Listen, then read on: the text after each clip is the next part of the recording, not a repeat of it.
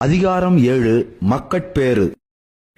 அமைதினும் ஆற்ற இனிதே தம்மக்கள் சிறு கையளாவிய கூழ்.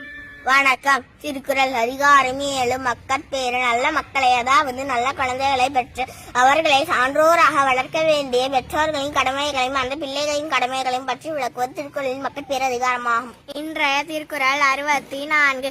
அமிழ்தினும் ஆற்ற இனிதே தம் மக்கள் சிறுகை அளாவிய கூழ். பொருள்: பெற்றோருக்கு தம் குழந்தைகளின் கைகளினால் பிசையப்பட்ட கூழ் கூட உயிர் காக்கின்ற அருமருந்தாக சொல்லப்படுகின்ற அமுதத்தை விட இனிமையாக இருக்கும். இன்றைய திருக்குறள் 64. அமிழ்தினும் ஆற்ற இனிதே தம் மக்கள் சிறுகை அளாவிய கூழ்.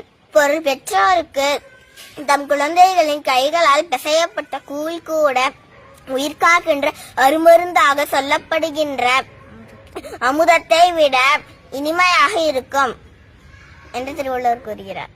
நன்றி. நன்றி. 3513